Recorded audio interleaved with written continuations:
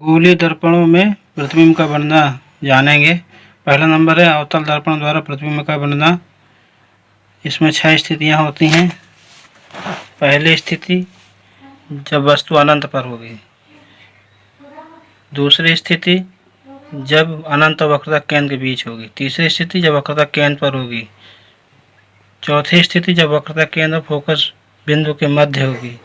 पांचवी स्थिति जब फोकस बिंदु पर होगी और छठी स्थिति जब ध्रुव और फोकस बिंदु के मध्य होगी। तो 6 स्थितियां बनती हैं और अनंत से लेकर के धीरे धीरे इसको वस्तु को हम दर्पण के पास लेते जाते हैं और जैसे जैसे वस्तु दर्पण के पास जाता है वैसे वैसे प्रतिबिंब दर्पण से दूर हटता चला जाता है और उसका आकार भी धीरे धीरे बढ़ता चला जाता है। और अंतिम में जो एक स्थिति होती है जब इसके मध्य में होता है तो जो प्रतिबिंब होता है वह दर्पण के इधर बनता है, दाईं ओर। चलिए शुरू करते हैं। जब वस्तु अनंत पर है तो देख रहे हैं मुख्य अक्ष के समांतर 2 प्रकाश किरणें आ रही हैं और परावर्तन के पश्चात एक दूसरे को काट रही हैं। जब 2 किरणें एक दूसरे को काटती हैं, वास्तव में काटती हैं, तो वहाँ पास वास्तविक प्रतिबिंब प्राप्त होता है और बिंदु के आकार का है। अवतल दर्पण में उल्टा बन रहा है। दूसरी कंडीशन, अब वस्तु को हम अनंत से वक्रता केंद्र और अनंत के बीच में ला रहे हैं। मुख्य अक्ष के समांतर चलने वाली प्रकाश किरण परावर्तन के पश्चात फोकस बिंदु से होकर एक गुजर जाएगी और एक वक्रता केंद्र से होकर आएगी तो पुनः वापस लौट जाएगी।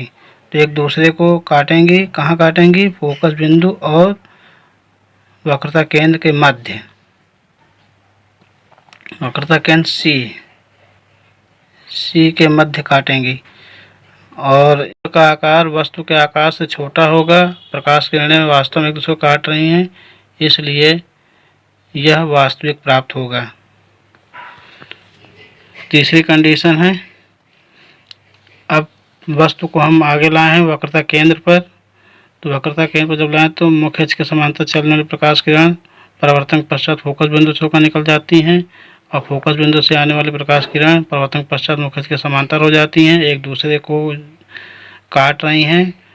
कहाँ काट रही हैं? वक्रता केंद्र के जस्ट नीचे। तो वहाँ पास एक प्रतिबिंब प्राप्त होगा जो कि वस्तु के आकार के बराबर होगा, उल्टा होगा और वास्तविक प्राप्त होगा क्योंकि प्रकाश किरणें वास्तव में काट रही हैं। चौथी कंडीशन है, अब वस्तु को वक्रता केंद्र और फोकस के मध्य रखेंगे तो एक प्रकाश किरण मुख्य अक्ष के समांतर आ रही है और परावर्तन के पश्चात फोकस बिंदु से होकर गुजर जाएगी और एक प्रकाश किरण फोकस बिंदु से होकर गुजरेगी और परावर्तन के पश्चात मुख्य अक्ष के समांतर हो जाएगी।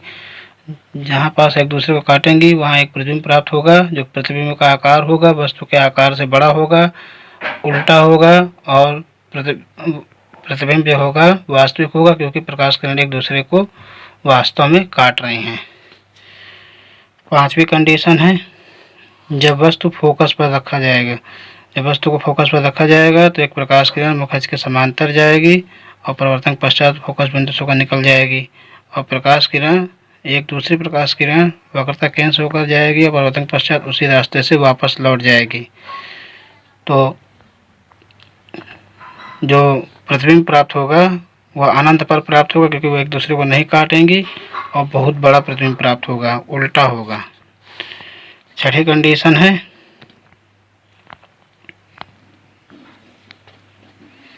जब वस्तु फोकस और ध्रुव के बीच में हो, यानी अभी तक फोकस थी तो अब फोकस और ध्रुव के बीच में रखा गया, उसको आगे खिसका करके तो यहाँ एक प्रकाश किरण मुख्य अक्ष के समांतर जा करके परावर्तन के पश्चात फोकस बिंदु से होकर निकल जाएगी और एक दूसरी प्रकाश किरण वक्रता केंद्र से होकर आएगी और परावर्तन के पश्चात पुनः वापस लौट जाएगी।